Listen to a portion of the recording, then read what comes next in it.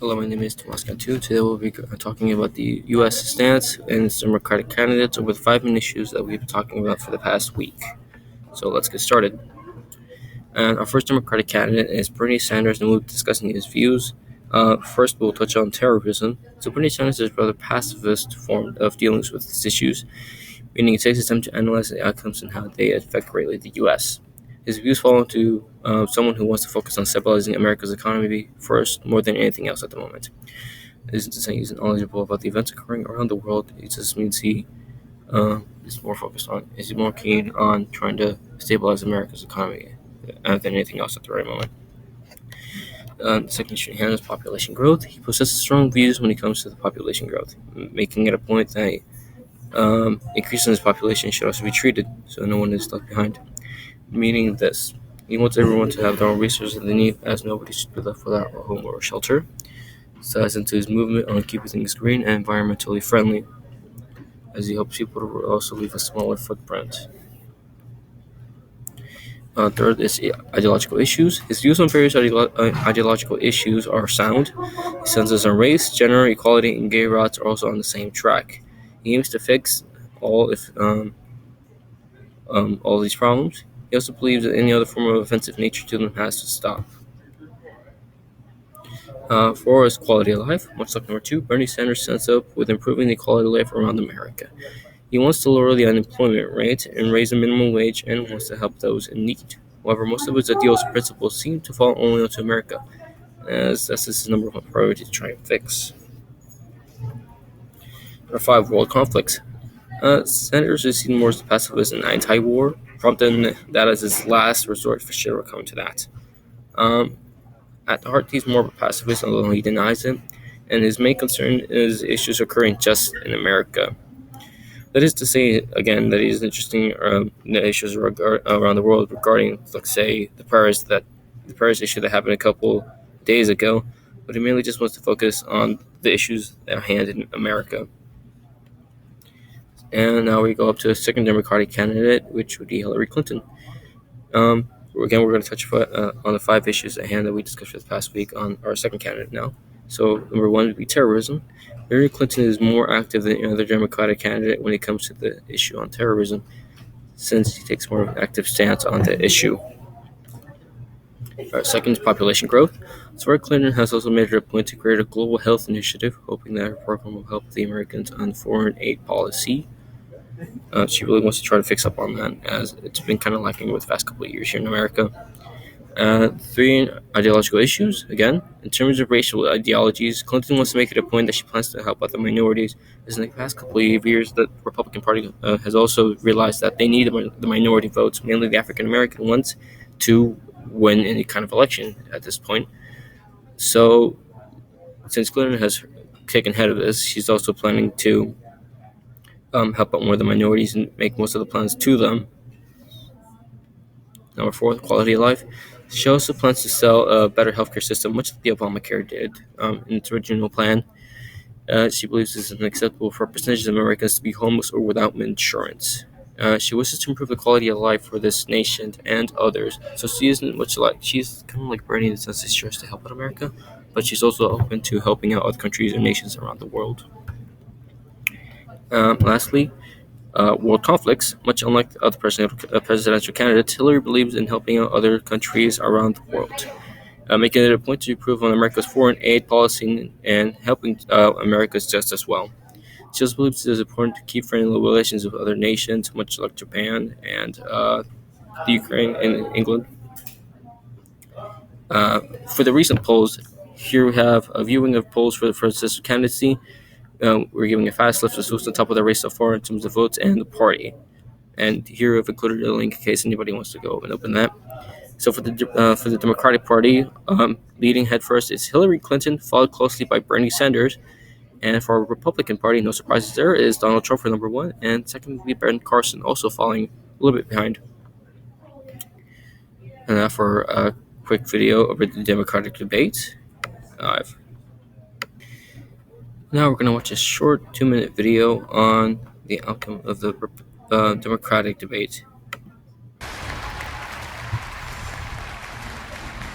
Are you all ready?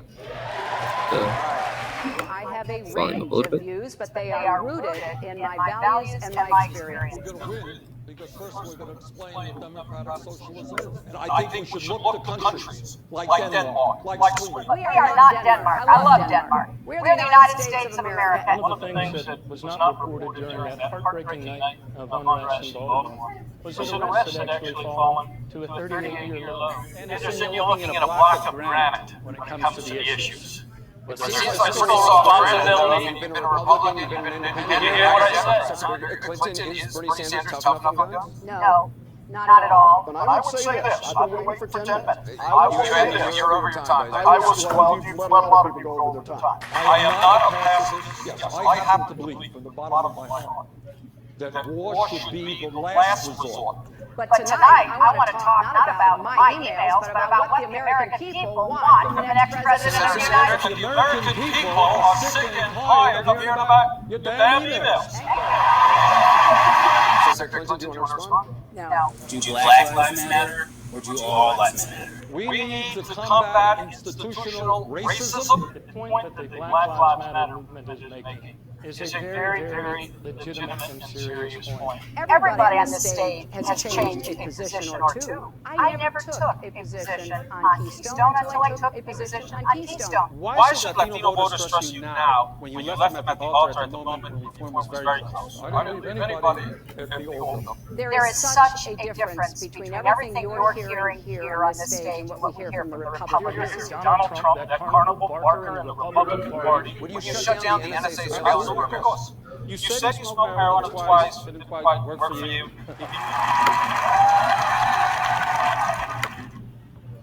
Okay.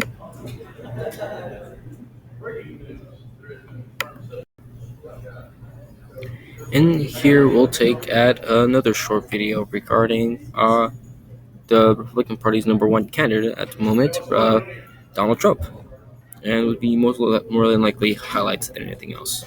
You know what? We need strength, we need energy, we need quickness, and we need brain in this country to turn it around. Mexico is sending many killings, murders, crime, drugs pouring across the border, our money going out and the drugs coming in. And I said, we need to build a wall, and it has to be built quickly. And I don't mind having a big, beautiful door in that wall so that people can come into this country legally, because our leaders are stupid. Our politicians are stupid. And the Mexican government is much smarter, much sharper, much more cunning. And they send the bad ones over because they don't want to pay for them. They don't want to take care of them. Why should they when the stupid leaders of the United States will do it for them? And that's what's happening, whether you like it or not. As far as single payer, it works in Canada, it works in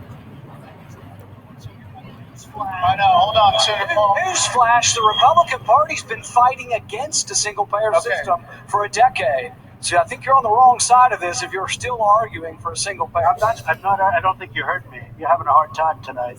All right, Mr. Trump, you talk a lot about how you are the person on this stage to grow the economy. I want to ask you about your business record. Trump corporations, casinos and hotels, have declared bankruptcy 4 times over the last quarter century. In 2011, you told Forbes magazine this: I've used the laws of the country to my advantage. But at the same time, financial experts involved in those bankruptcies say that lenders to your companies lost billions of dollars. First of all, these lenders aren't babies. These are total killers. These are not the nice, sweet little people that you think, okay? You know, I mean, you're living in a world of the make-believe, Chris. You want to know the truth.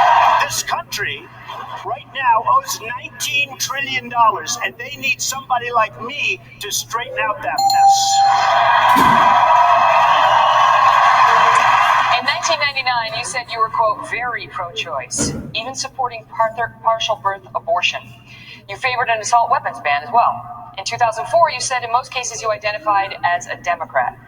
Even in this campaign, your critics say you often sound more like a Democrat than a Republican, calling several of your opponents on this stage things like clowns and puppets. When did you actually become a Republican?